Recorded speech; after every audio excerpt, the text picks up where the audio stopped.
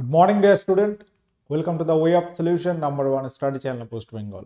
তো আমি তোমাদের ডাল্টন স্যার, তোমরা এখন পাচ্ছ মিক্সড জিকে প্র্যাকটিস ক্লাস 19 19তম ক্লাসে সকলকে স্বাগত জানাই। তো এখানে আমাদের যে ক্লাস রুটিন পাচ্ছ জানুয়ারি মাসের, এই ক্লাস রুটিন ধরে কিন্তু ক্লাস চলছে। আমার ক্লাস পাচ্ছ সকাল 8:30টায়। প্রত্যেকে যারা কানেক্ট হয়ে আছো অবশ্যই আমাদের Telegram the way up solution official Telegram গ্রুপে জয়েন করতে ভুলো না, কারণ এখানে সমস্ত ক্লাসের লিংক নোটিফিকেশন তোমরা ঠিক যথাসময়ে পাবে। ওকে, চলো। তো আমাদের যে নতুন ব্যাচ লঞ্চ হয়েছে কয়েকদিন আগে, TWS একাডেমি, আমাদের নিজস্ব অ্যাপ, সেখানে তোমরা পেড কোর্স পাবে। এখানে কি কি পাচ্ছ? WBP 2024 যে এক্সামগুলো হবে তার উপরে ফাউন্ডেশন ব্যাচ, এবং এখানে সমস্ত বিষয়ের সিলেবাস ভিত্তিক ক্লাস, বিষয়ভিত্তিক mock test, live plus recorded class, এবং সোম থেকে শনি প্রতিদিন ক্লাস পাচ্ছ। প্রিলি এবং মে একই সঙ্গে তোমাদের কভার করানো হবে। প্রত্যেকে দেখে রাখো, 15ই ফেব্রুয়ারি থেকে ব্যাচ শুরু হচ্ছে, কিন্তু আমাদের ভর্তি প্রক্রিয়া কিন্তু শুরু হয়ে গেছে অলরেডি, এবং এখানে তোমরা পাচ্ছ 65% ডিসকাউন্ট। বর্তমান টোটাল প্রাইস ছিল এটা 3999, সেটা কিন্তু নেই, মাত্র 1399। এটা তোমাদের পে করতে হবে, দিয়ে ব্যাচ জয়েন করতে পারবে। তো এই পেটা কিন্তু 3 দিন থাকছে, এরপরে কিন্তু আবার সেটা 60% ডিসকাউন্টে আসলে সেটা আরও 200 টাকা কিন্তু বেড়ে যাবে। প্রত্যেকে যারা কানেক্ট হয়ে আছো অবশ্যই ভালো করে দেখে রাখো যে আজকে রিপাবলিক ডে স্পেশাল তোমাদের 65% ডিসকাউন্ট আছে। ওকে, এবং প্রথম 3 দিন একটু বেশি ছিল, যাই হোক। তো 65% ডিসকাউন্ট তোমরা ভর্তি হতে পারবে, এবং আমরা টোটাল 5 মাসের মধ্যে সেখানে সিলেবাস কভার করব উইথ এমসিকিউ এবং ডিটেলস। ঠিক আছে, অর্থাৎ থিওরি প্লাস এমসিকিউ একই সঙ্গে তোমরা পাবে টোটালটাই একটা প্যাকেজ আকারে সমস্ত সাবজেক্ট থেকে। আচ্ছা চলো, তো আজকে আমরা আলোচনা শুরু করছি। বর্গাদার প্রথা প্রথমে কবে প্রয়োগ করা হয়েছিল? কর্ণাটক, কেরালা, পশ্চিমবঙ্গ, বিহার। তো বর্গাদার প্রথা এটা চালু হয়েছিল পশ্চিমবঙ্গে প্রথম, এবং দ্য ওয়েস্ট বেঙ্গল বর্গাদার অ্যাক্ট আসে 1950 সালে, এবং অপারেশন বর্গা যেটা চালু হয় 1978 সালে। নিচের কোনটি ভিন্ন প্রকৃতির? অর্থাৎ এই ধরনের কোশ্চেন পরীক্ষায় কিন্তু থাকে একের বেশি, 2-3টে কোশ্চেন এই টাইপের থাকে, বা তোমার ওই অনুপাত দিয়ে কিন্তু থাকে, যেটা রিজনিং বলতে পারো আবার, সেই হিসাবে কিন্তু থাকছে দিকের কোশ্চেন। অর্থাৎ নিচের কোনটি ভিন্ন প্রকৃতির? কয়লা, হীরক, কোক, কেরোসিন। তো এখানে আমরা যদি দেখি কার্বনের রূপভেদ কয়লা, হীরক, কোক, এবং কেরোসিন এটা কিন্তু খনিজ তেল থেকে পাওয়া যাচ্ছে, অর্থাৎ অপশন ডি এটা কিন্তু আলাদা। পাকস্থলীতে অ্যাসিড মিশ্রিত অর্ধপাচিত খাদ্যকে কি বলে? কাইম, কাইল, বোলাস, ফিসে। সকলে সেশনটি লাইক করো, শেয়ার করো, এবং শেষ পর্যন্ত দেখতে থাকো। তো পাকস্থলীতে অ্যাসিড মিশ্রিত অর্ধপাচিত খাদ্যকে বলা হচ্ছে কাইম। অপশন এ কারেক্ট আছে। নিম্নলিখিত কোন গুপ্ত শাসক বিক্রমাদিত্য রূপে পরিচিত? প্রথম চন্দ্রগুপ্ত, সমুদ্রগুপ্ত, দ্বিতীয় চন্দ্রগুপ্ত, নাকি স্কন্দগুপ্ত? বিক্রমাদিত্য রূপে পরিচিত কোন শাসক বলো? সঠিক উত্তর কি হবে? সঠিক উত্তর হয়ে যাবে দ্বিতীয় চন্দ্রগুপ্ত, যাকে আরো নামে ডাকা হয় শকারি। তিনি শকদের দমন করেছিলেন বলে তাকে শকারি বলা হয়। পরম ভাগবত এই নামে কিন্তু তাকে বলা হয়। সমুদ্রগুপ্ত, যাকে ভারতের নেপোলিয়ান বলা হয়। পাশাপাশি স্কন্দগুপ্ত আমরা জানি যে ভারতের রক্ষাকারী বলা হচ্ছে।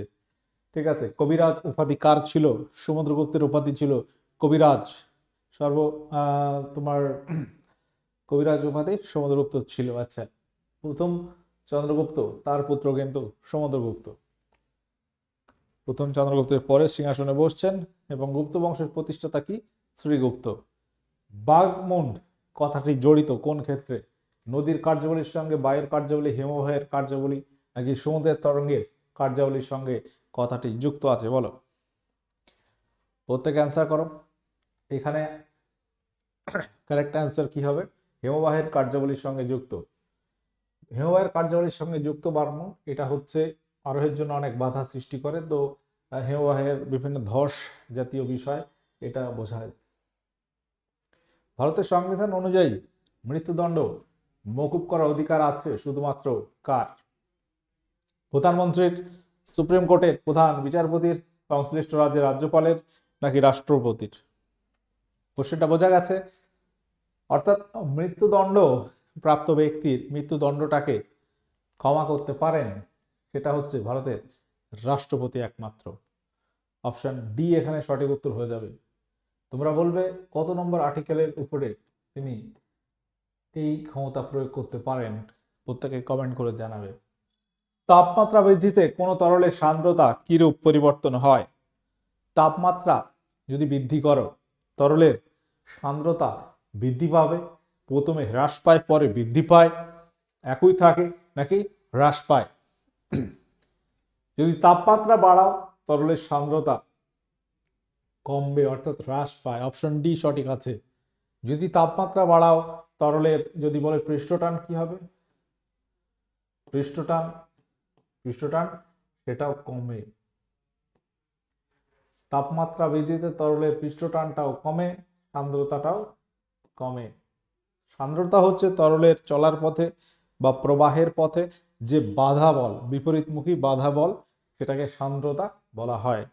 আর পৃষ্ঠটান তরলের উপরিতলে যে টান বলটা থাকে সেটাকে পৃষ্ঠটান বলা হচ্ছে। উষ্ণতা বৃদ্ধিতে পৃষ্ঠটান কমে। ভারতের সংবিধান অনুযায়ী কৃষিক্ষেত্র কিসের বিষয় হবে? অঙ্গরাজ্য, কেন্দ্রীয় সরকার, কেন্দ্র রাজ্য সরকারের যৌথ বিষয়, নাকি উপরের কোনোটি নয়?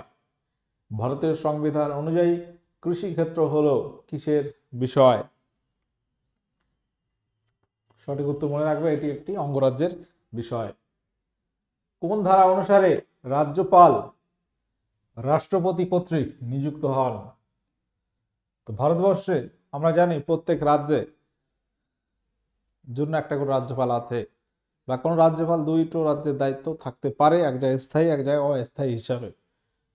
তো এখানে যদি বলো পশ্চিমবঙ্গের বর্তমান রাজ্যপালকে সিভি আনন্দ বোস 22তম রাজ্যপাল, এবং এখানে রাজ্যপাল নিযুক্ত হচ্ছেন রাষ্ট্রপতির দ্বারা 155 নম্বর ধারা অনুযায়ী।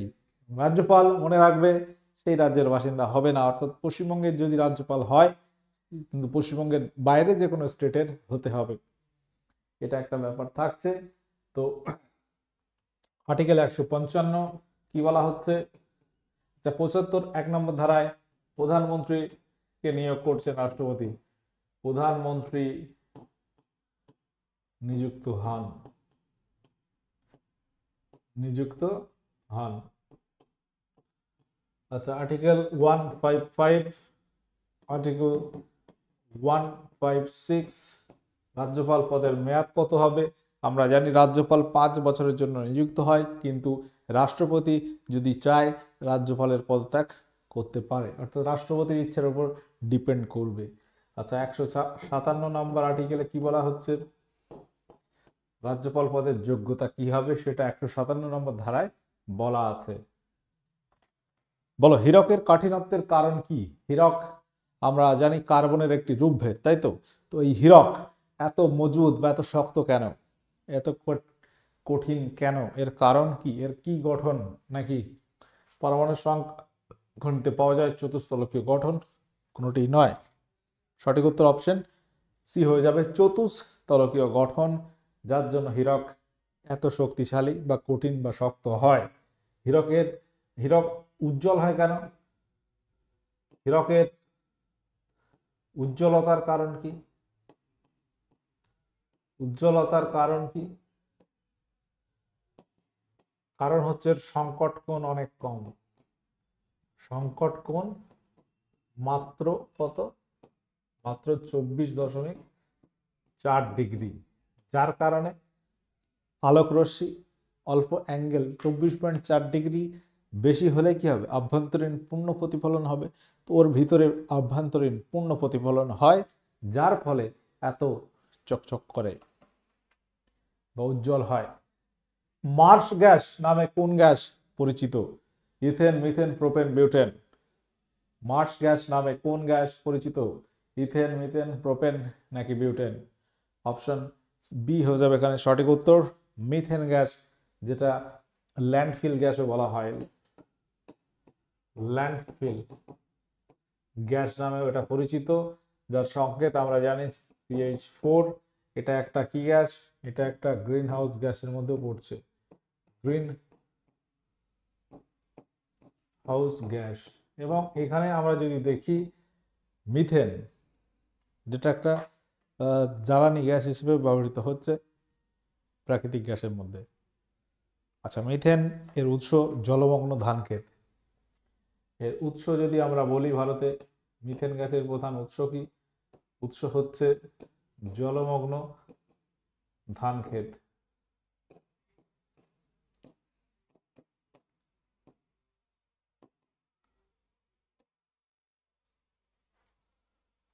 বাহ্যিক চৌম্বক ক্ষেত্রের প্রভাব থেকে কোনো যন্ত্রকে মুক্ত করতে কি ব্যবহার করা হয়? ভেরি ভেরি ইম্পর্ট্যান্ট একটা কোশ্চেন। বাহ্যিক চৌম্বক ক্ষেত্রের প্রভাব থেকে কোনো যন্ত্রকে যদি মুক্ত করো আমরা, তাহলে সেটা কি হবে? অচৌম্বক পদার্থ, অর্থাৎ চুম্বক দ্বারা আকৃষ্ট হবে না এমন কিছু একটা রাখতে হবে। কাঁচের, লোহার, রবার, শুধু কি সেই রাখলে হবে? যেটা বাধা দেবে আর কি ওই চৌম্বক ক্ষেত্র। কাঁচা লোহা, যেটা চৌম্বক পদার্থ না বা চুম্বক দ্বারা আকৃষ্ট হয় না। অপশন বি এখানে সঠিক উত্তর হয়ে যাবে। LTE এর ফুল ফর্ম কি? LTE আমরা ফোনের ক্ষেত্রে ভোল্টি, LTE এই সমস্ত কথা দেখি, তো এই LTE এর ফুল ফর্ম কি হবে? Long term education, long term evolution, longest term evolution, largest term evolution. তো এখানে option B long term evolution, এটা হচ্ছে এর ফুল ফর্ম। আর যদি ভোল্টি বলো, ভোল্টি যদি বলো, তাহলে এখানে শুধু দুটো কথা, ভয়েস ওভার, এই কথাটা যুক্ত করে দাও।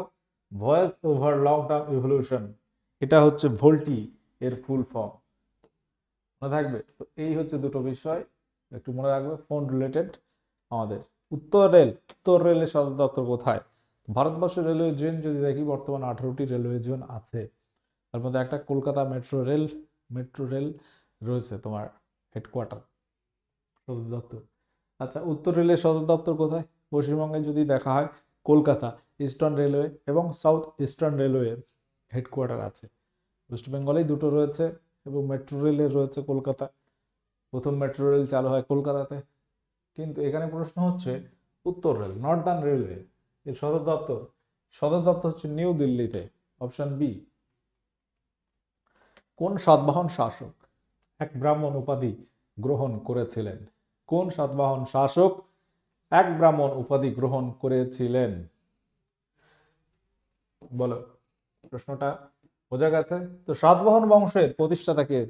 সাতবাহন বংশের প্রতিষ্ঠাতা হচ্ছে শ্রীমুখ বা ত্রিমুখ, এটা হচ্ছে প্রতিষ্ঠাতা। এবার কোশ্চেন হচ্ছে এই যে সাতবাহন বংশের সর্বশ্রেষ্ঠ রাজা তিনি হচ্ছেন গৌতমীপুত্র সাতকর্ণী। তিনি এক ব্রাহ্মণ নামে উপাধি ধারণ করেন। কোন মৌলটি উভধর্মী অক্সাইড গঠন করে?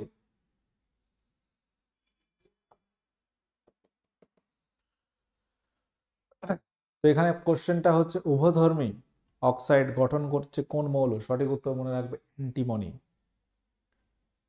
ভারতের বৃহত্তম স্টক মার্কেট কোনটি? স্টক মার্কেটের যে নিয়ন্ত্রণকারী সংস্থা হচ্ছে কি বলতো?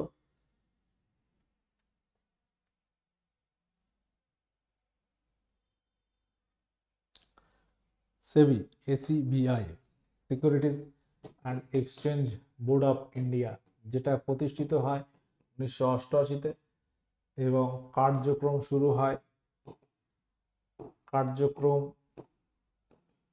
শুরু হয়েছিল কত সালে? 1992 সালে। তাহলে এই সেবি হচ্ছে securities and exchange board of India, এর হেডকোয়ার্টার তোমার আছে কোথায়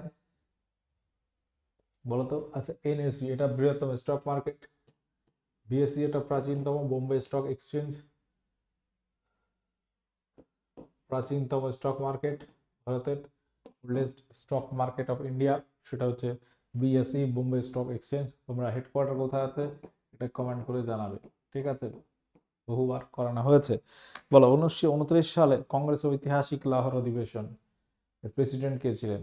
দারুণ একটা কোশ্চেন, এবং এটা থেকে অনেক কিছু কোশ্চেন হতে পারে। কিরকম? দেখো, ঐতিহাসিক লাহোর অধিবেশনের গুরুত্ব কেন? এখানে প্রথম আমরা জানি এই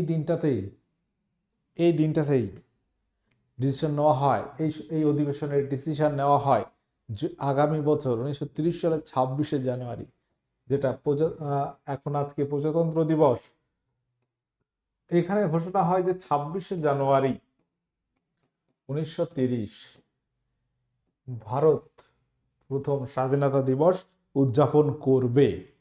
1930 সালের 26শে জানুয়ারি, মনে রাখবে, পরাধীন ভারতে প্রথম স্বাধীনতা দিবস উদযাপিত হয়।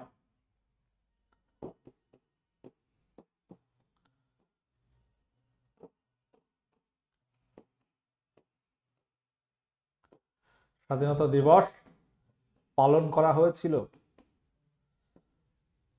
পালিত হয়। তো এই দিনটার গুরুত্বের জন্য আমরা জানি যে 1949 সালের 26শে নভেম্বর ভারতবর্ষের সংবিধান গৃহীত হয়েছিল, কিন্তু 2 মাস ওয়েট করা হয়েছিল কার্যকরী করার জন্য।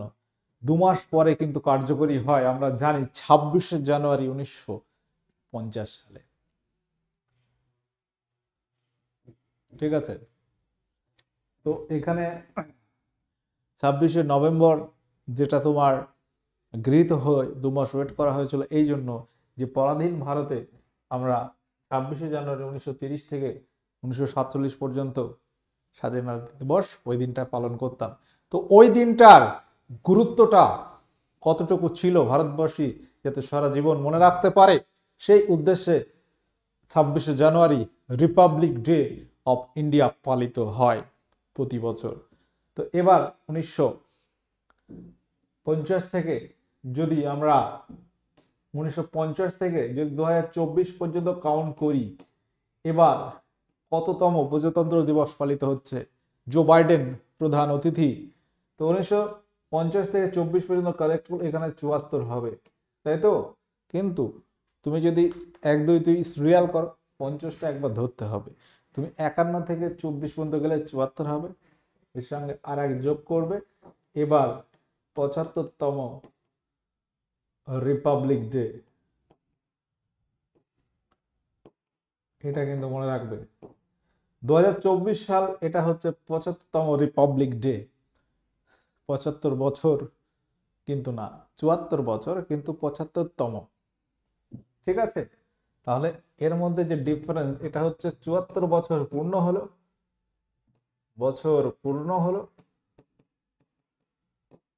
কিন্তু 75তম রিপাবলিক ডে। তো এই অধিবেশনের যদি দেখি আমরা, জওহরলাল নেহেরু ছিল সভাপতি, এবং এখানে পরবর্তী 1930 সালে আমরা জানি যে আইন অমান্য আন্দোলনের সূচনা হয়েছিল গান্ধীজির নেতৃত্বে। তো এই আইন অমান্য আন্দোলনের কর্মসূচিও গ্রহণ করা হয়েছিল এই 1929 সালের কংগ্রেসের লাহোর অধিবেশনে। তাহলে এই বিষয়গুলো মনে রাখতে হবে আমাদের, এবং এই দিনটার গুরুত্ব কতটুকু সেটা কিন্তু প্রত্যেক ভারতীয়রা জানে। বায়ুমণ্ডলের কোন স্তরে মেরুজ্যোতি দেখা যায়? কিছুদিন আগে যে লেডি কনস্টেবল মেন পরীক্ষা হলো, একটা কোশ্চেন ছিল যে বায়ুমণ্ডলের সর্বনিম্ন স্তর কোনটি? বড্ড সহজ কোশ্চেন হয়ে গেছে ওইটা। যাই হোক, তো সহজ মানে এটা থেকে তুমি এটাই শিক্ষা নিতে হবে যে পরীক্ষায় যে কোশ্চেন খুব কঠিন হবে তা না। হয়তো ডব্লিউবিসিএস প্রাইমারি পরীক্ষার এক্সামগুলো একটু কঠিন হয়েছে, তাও যদি দেখা হয় বিগত বছরের মেন্সের কোশ্চেন কিছু ভরে দিয়েছে ডব্লিউবিসিএস প্রিলিমসে, এবং প্রাইমারি ওটার তো কোনো ঠিক ঠিকানা নেই, একবার সহজ হয় একবার কঠিন হয়। গতবার একটু ইজি হয়েছিল, এবার কঠিন হয়েছে, এই হচ্ছে ব্যাপার। তো যাই হোক, আর কিন্তু অন্যান্য পরীক্ষা একটা স্ট্যান্ডার্ড মেনটেন করে, বিশেষ করে ডব্লিউবিপি বলো বা পিএসসির বলো, এগুলো কিন্তু পিএসসি ডব্লিউবিসিএস যদি দেখো, সেটা কিন্তু একটা জিনিস মনে রাখবে, তো প্রিভিয়াস ইয়ার কোশ্চেন আমাদের সলভ করতে হবে, যার ফলটা পরীক্ষায় পাওয়া যাবে, কিরকম প্রশ্ন আসছে সেটা বোঝা যায়, আর কিছু কোশ্চেন হুবহু কিন্তু রিপিট হয়। ওই জন্য আমরা ক্লাসে বেশ কিছু পিওয়াইকেও রাখি, কারণ প্রশ্ন কিন্তু কমন এসেওছে অলরেডি। আচ্ছা, মেরুজ্যোতি, আয়নোস্ফিয়ারে দেখা যায় অ্যারোরা বরিয়ালিস, অ্যারোরা ফর্টিস, উত্তর এবং দক্ষিণ মেরুর আয়নোস্ফিয়ারে এই জ্যোতিটা দেখা যায়। গ্রাফাইট নিচে কোনটিতে দেখা যায়? গ্রাফাইট আদা, কচু, হলুদ নাকি পেঁয়াজ? গ্রাফাইট হচ্ছে একটা ক্যালসিয়াম অক্সালেটের একটা ক্লাস, যেটা কি হয় সেটা মানুষ খাওয়ার পর যার কারণ হতে পারে গলা চুলকানো, অর্থাৎ কচু, ওল ইত্যাদিতে এই থাকে নাইট্রোজেনবিহীন একটা রেচন পদার্থ, সেটা কচুতে দেখা যেতে পারে, গ্রাফাইট যুক্ত ক্লাস থাকে। প্রত্যেকে তোমরা দেখে রাখো, আমরা প্রথমেই বলেছি যে ডব্লিউবিপি নিউ একটা ফাউন্ডেশন এসছে, যেটা তুমি যদি মনে করো যে হ্যাঁ স্যার ক্লার্কশিপ এক্সাম দেবো, পিএসসি ক্লার্কশিপ আগে কোনো ফাউন্ডেশন ব্যাচ নেওয়া হয়নি, এখন নিতে চাচ্ছি, হবে, অবশ্যই হবে। কারণ ওখানে তোমরা যদি দেখো GK part, mathematics part, reasoning part বা ইংরাজি, হয়তো তোমার পিএসসিতে রিজনিং নেই বাট ইংরাজি কিন্তু আছে, ঠিক আছে। অর্থাৎ ফাউন্ডেশন তুমি যদি ডব্লিউবিপির বলো, প্রিলিমসে না থাকতে পারে, মেন্সে গিয়ে ইংরাজি রয়েছে, তো তুমি মেন্সে সময় পাবে 1 মাস কি 1.5 মাস, তাই ওই 1-1.5 মাসে তুমি টোটাল ইংরাজি কভার করতে পারবে, হোক 10 নাম্বার কি 15 নাম্বার। একটা নাম্বার বিশাল দামি পরীক্ষায়, 1 নাম্বার মানে তোমার হয়তো মানে কত ঘন্টার মেহনত লাগে সেটা পরে বোঝা যায়, পরীক্ষার আগে পর্যন্ত বোঝা যায় না, তো পরীক্ষা দেওয়ার পর রিয়ালাইজ তোমার হবে, অনুভূতিটা আসবে যে একটা নাম্বার তোমার সারা লাইফ, সেই ছোটবেলা থেকে তুমি পড়াশুনো করেছো, ফাইনালি যখন একটা চাকরি পাবে এবং সেই মেরিট লিস্টে তোমার নাম থাকবে, তো তখন গিয়ে তুমি বুঝতে পারবে যে 1 নম্বরের জন্য হয়তো কয়েকশো ঘন্টা মেহনত আছে তোমার। বোঝা যাচ্ছে যে এইটা পড়লেই হচ্ছে, বাট আলটিমেট তোমার পড়াশোনাটা তো এখন শুরু হয়নি, সেই ছোটবেলা থেকেই শুরু হয়ে গেছে, এবং তার ফলাফল পাবে তুমি যখন, বা রেজাল্ট, একটা ফাইনাল রেজাল্ট পাচ্ছ, চাকরি পাচ্ছ, তো সেই বিষয়টা মাথায় রাখতে হবে। অর্থাৎ প্রত্যেকটা সাবজেক্ট তোমাকে ভালোভাবে কভার করানো হচ্ছে ফাউন্ডেশনে, যেখানে তুমি পাচ্ছ টোটাল অধ্যায়ভিত্তিক ক্লাসের পিডিএফ নোট, লাইভ মিস করলে রেকর্ড দেখতে পাবে, ডাউট ক্লিয়ারিং সেশন, বিষয়ভিত্তিক মক টেস্ট। তো ওভারঅল এমনভাবে শেষ করা হবে সিলেবাসটা যাতে তোমার ওই বিষয় বা ওই সাবজেক্ট থেকে কোনো রকম কোশ্চেন না থাকে আর, এবং একটা মানে কি বলবো কম্প্যাক্ট তোমার সিলেবাস কভারেজ থাকবে, যাতে করে ওভারঅল যে এক্সাম সমসাময়িক হচ্ছে, তুমি যে শুধু ডব্লিউবিপি দেবে বা তুমি শুধু পিএসসির এক্সাম সেরকম কিন্তু না, তোমার জিকে যদি বলো মুঘল সাম্রাজ্যের প্রতিষ্ঠাতাকে, সেটা ডব্লিউবিপিতেও আসে, এসএসসি জিডিতে আসে, পিএসসিতে আসে, তো এটা বুঝতে হবে তোমার, একদম কমপ্লিট প্যাকেজ পাবে যেটা তোমার টোটালটা কভার হবে। এবং আজ হেল্পলাইন নাম্বার রয়েছে, এটা আমরা বারবার বলছি, কারণ কি, কারণ দেখো তোমরা পড়ছো, হয়তো ভাবছো ইউটিউব তো হচ্ছে, নিশ্চয়ই হচ্ছে, তোমার কিন্তু সময় চলে গেলে আর পাবে না, হয়তো কিছু টাকার জন্য অনেকে পিছিয়ে যেতে পারে, কিন্তু যদি অফলাইনে তুমি দেখো বহু টাকার কেস, তুমি সপ্তাহে 2 দিন পড়তে যাবে, 200 টাকা গাড়ি ভাড়া হবে, তাকে একটা ফিস দিতে হবে, কতটা আসতে যেতে সময় লাগবে, তুমি বাড়ি বসে টোটালটা পাচ্ছ। দেখো ইচ্ছা থাকলে উপায় হয়, তাই না? এটা ইচ্ছাটা থাকতে হবে, তোমার প্রচেষ্টাটা রাখতে হবে, তুমি পড়লেই যে হয়ে যাবে তা না, কিন্তু চেষ্টা তুমি করো 100%, দেখবে হবেই হবে, চেষ্টা কখনোই ব্যর্থ যাবে না, তুমি সততার সহিত চেষ্টা করে যাও, দেখবে তুমি ঠিক তোমার লক্ষ্যে পৌঁছে গেছো, ঠিক আছে? কে কি বলছে সেসব মাথায় রাখলে হবে না, তুমি তোমার লক্ষ্যে অবিচল থাকো, দেখবে ঠিকঠাক তুমি পৌঁছাতে পারছো। ওকে, আচ্ছা, এখানে কোশ্চেন কি, সূর্যের নিকটতম গ্রহ হচ্ছে বুধ, তো এই ধরনের কোশ্চেন দেখো সহজ কোশ্চেন, তবু অনেক সময় মিস্টেক হয়, গুলিয়ে যায়, ওই জন্য রিভিশন দিতে হবে এবং একটু এইভাবে দেখে নিতে হবে। সূর্য থেকে দূরত্ব যদি সাজাও, প্রথমে আসবে বুধ, তারপর শুক্র, 3 নম্বরে রয়েছে আমাদের পৃথিবী। যদি কোশ্চেন আসে যে পৃথিবীর অবস্থান সূর্য থেকে কততম, অর্থাৎ কটা গ্রহের পরে পড়ছে, 3 নম্বরে আছে পৃথিবী, এবং পৃথিবীর কাছের গ্রহ কি, শুক্র আর মঙ্গলের মধ্যে শুক্র, এটা হচ্ছে পৃথিবীর তুলনামূলক কাছে, আমরা শুকতারা বলি না, সেটাই তো শুক্র। আচ্ছা, মঙ্গল 4 নাম্বার গ্রহ, মানে ক্রম অনুসারে বৃহস্পতি 5, শনি 6, ইউরেনাস 7, নেপচুন 8। এই হচ্ছে 8টি গ্রহ বর্তমান সৌরজগতের, এবং প্লুটো যেটা 2006 সালে দেখা যাচ্ছে যে বামন গ্রহ তালিকাভুক্ত হচ্ছে। ওকে, অশোককে কে বৌদ্ধ ধর্মে দীক্ষিত করেন? সম্রাট অশোক আমরা জানি আর জীবনের দুটো পর্যায়ে নিয়ে আমরা আলোচনা করে থাকি, বা দুটো ভাবে চেনা যায়। একটা হচ্ছে কলিঙ্গ যুদ্ধ, হচ্ছে মিডিলে থেকে যাচ্ছে। কলিঙ্গ যুদ্ধের ভয়াবহতা বা সেই পর্যন্ত তার লাইফ স্টাইল যদি দেখি, তাকে চণ্ডাশোক বলা হয়। এত পরিমাণে যুদ্ধ, খুন খারাপি হয়েছে তার জীবনে। তারপরে কলিঙ্গ যুদ্ধের পরে তার মানসিক দিক থেকে পরিবর্তন আসছে, এবং সেটা ঘটাচ্ছে উপগুপ্ত।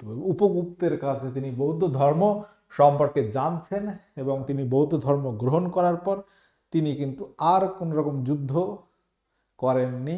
টোটালটা প্রজা সেবায় মগ্ন ছিলেন, এবং ধার্মিক দৃষ্টিকোণ থেকে তিনি কিন্তু রাজ্য পরিচালনা করেছেন। তো সেটা পরে তাকে ধর্মাশোক বলা হয়, এবং ভারতের ইতিহাসে তথা গোটা বিশ্বের ইতিহাসে সম্রাট অশোক একটা উল্লেখযোগ্য সম্রাট।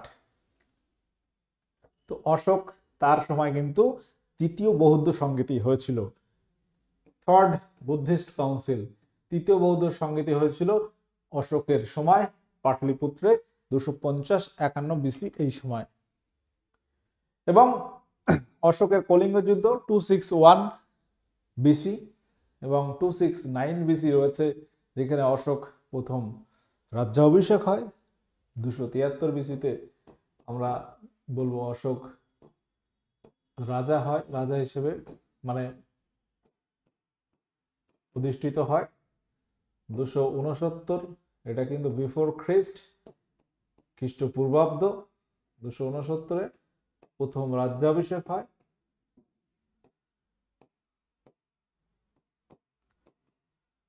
261-তে কি হয়? কলিঙ্গ যুদ্ধ। এবং 250-51 ওই সময় তৃতীয় বৌদ্ধ সম্মেলন। এবং তৃতীয় বৌদ্ধ সম্মেলনে আমরা যদি দেখি, ত্রিপিটক এটা কমপ্লিট হয়েছিল। ত্রিপিটক এটা কমপ্লিট হয়। প্রেসার কুকারের প্রস্তুতিতে যে নীতিকে কাজে লাগানো হয় সেটা কি? প্রেসার কুকার, যেখানে আমরা জানি যে এখানে চাপ বৃদ্ধি করে তরলের স্ফুটনাঙ্ক বাড়ানো হয়, তাই তো? তাহলে এখানে তরলের উপর চাপ বাড়ালে স্ফুটনাঙ্ক বাড়ে, এই ধর্মটাকে কাজে লাগানো হয়। কোন প্রাণীতে অন্তঃকোষীয় এবং বহিঃকোষীয় পরিপাক উভয় দেখা যায়? Option B Hydra. হাইড্রা হয়ে যাবে সঠিক উত্তর। ভারতের মূল ভূখণ্ডে দক্ষিণতম স্থলবিন্দু কি? দেখো, ভারতের দক্ষিণতম বিন্দু হচ্ছে ইন্দিরা পয়েন্ট, কিন্তু যখন এরকম ভাবে উল্লেখ করে দেবে, অর্থাৎ মূল ভূখণ্ড বলতে গেলে এটাই তো, এবং আন্দামান নিকোবর দ্বীপপুঞ্জ ধরো এইভাবে আছে, তাই তো? তো এই জায়গায় আমরা যদি দেখি, এইখানে রয়েছে কন্যাকুমারিকা।